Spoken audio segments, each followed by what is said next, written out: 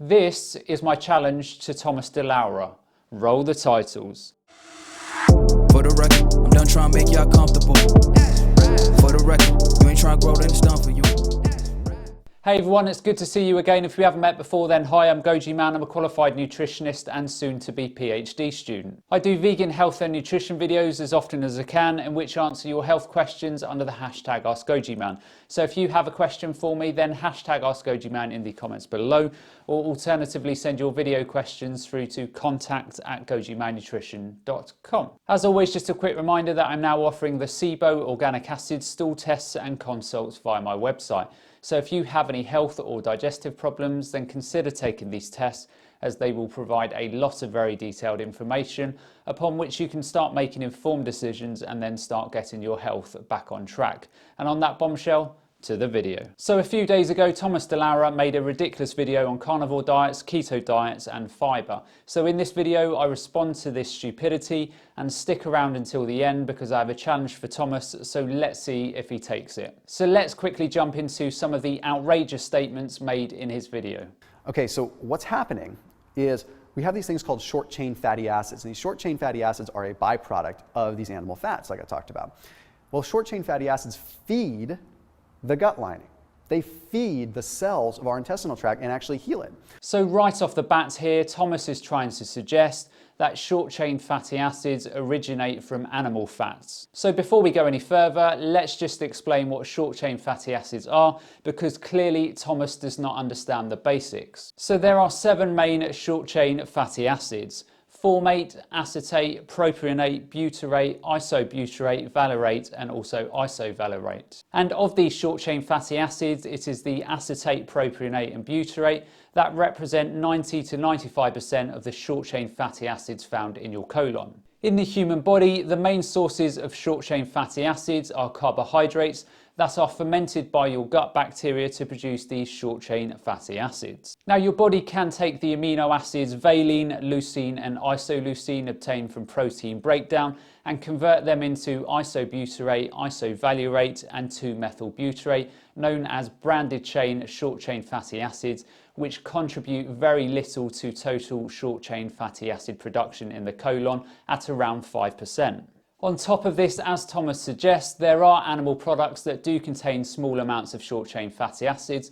So for example, cheese, butter and cow's milk contain relatively low amounts of butyrate. So the main thing that I would say to Thomas's comment is that you would have to eat an unbelievable amount of cheese, butter and milk to get sufficient amounts of butyrate into your body.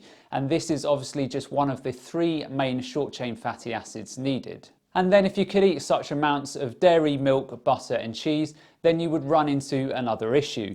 You need to get that butyrate from these animal products into the colon. The problem with this though is that in between your colon and your stomach is that little thing called your small intestines. And if you have done any basic nutritional courses, Thomas, then you would know that short-chain fatty acids, lipids and also fats are digested in your small intestines. So just by this very nature, a high proportion of the butyrate that you're trying to get into the colon is not going to arrive there because your body will have already absorbed it. So how on earth is any carnivore or ketogenic diet ever going to produce you with anywhere near enough short-chain fatty acids to fuel the 5 foot of large intestines? So number 1, please go and take a nutritional class. Now there's a study that was published in the journal Nature that found that animal eaters, or people that aren't on a plant-based diet, have significantly higher levels of short-chain fatty acids that heal and feed the gut compared to plant-based dieters. Okay, you have provided no link or evidence other than mentioning the journal of Nature, so I can't validate what you are saying.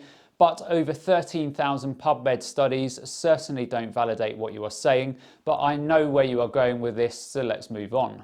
That's kind of interesting there, okay, because a plant-based diet you would think would be great for the gut, but not necessarily when it comes down to an inflammation standpoint, when it comes to an idiopathic constipation or irritable bowel syndrome kind of situation. So as I thought, Thomas is intentionally trying to muddy the waters here. What he is trying to do is say that if you have IBS or SIBO related gut problems, for example, then you won't be able to produce sufficient levels of short-chain fatty acids to heal your gut. Now that is a very sweeping statement. I have tested well over 2,000 people now for conditions such as SIBO, IBS, Crohn's and colitis, and for a high proportion of these people, short-chain fatty acid production is not affected by these type of gut issues. So for example, a recent case study on my channel is a Zeta who developed SIBO with lots of gas and bloating. The SIBO, gas and bloating had zero impact on her short-chain fatty acid production. And guess what? She got rid of her SIBO infection, healed her gut without removing fruits and vegetables from her diet. Miraculous, isn't it? What tends to happen in people with low short-chain fatty acid production is that when they develop IBS or SIBO, for example, they reduce their fibre intake to control their symptoms, and because the gut bacteria have less fibre to ferment on, they produce less short-chain fatty acids. It is not, as Thomas is alluding to, that their bodies automatically just switch off from making butyrate, propionate and acetate. So what we have to figure out here is, okay, if we're on a low-carb diet, we're already having inflammation modulating effects, but we're also having it affecting at the source, like within the gut itself, within the intestinal tract. So when you look at humans, humans have what's called a smaller cecum, which means that we're not designed to be taking in like bulbous amounts of bulk through our colon. Animals that eat a lot of plants have a larger cecum. Now I know this is going to be kind of graphic for a second to explain, but if you look at, say, maybe like a 15, 20, 25 pound dog or coyote or something like that, their fecal matter is going to be much bigger in diameter than it would be to a human that is much heavier, right? So it's like a 200-pound human is going to have probably the same fecal diameter as like a 25-pound coyote, or because they're eating both a combination of like meat and plants and things like that. The point is that when you're consuming a lot of plants, you're usually an animal that can handle that. We're not designed to consume a ton of fiber, so it usually backs us up more. Now this is another absurd statement. He's trying to suggest that the cecum, because of its size, means that we are not designed to eat high amounts of fiber. All the cecum is a pouch or large tube-like structure in the lower abdomen cavity that receives undigested food material from the small intestine, and the cecum is considered the first region of the large intestines. So the large intestine is approximately 5 foot long. Now I'm not for 1 minute trying to suggest that we have not evolved eating meat, and we certainly do not have gastrointestinal tracts as long as herbivores such as horses, cattle or sheep, but equally our digestive tracts are not as short as carnivores such as cats or lions. In fact, humans and elephants have the same ratio of digestive tract length to body length. It's again absurd for him to suggest that we are not designed to consume high amounts of vegetation. You have only got to look at the phylogenetic tree of hominid evolution to see that we are from a line of predominantly plant-based eaters. So really, it's kind of wild. Most of the things that we're dealing with irritable bowel syndrome are related to inflammation. Now, which came first? Being sick and inflamed from sugar and things like that, or literally too much damage at the source with the intestinal tract. So when you look at this study from the World Journal of Gastroenterology and you really dive into the details and you look beyond just the abstract parts of this scientific literature, you can really see that the carnivore diet could work, especially for digestive health and digestive benefits.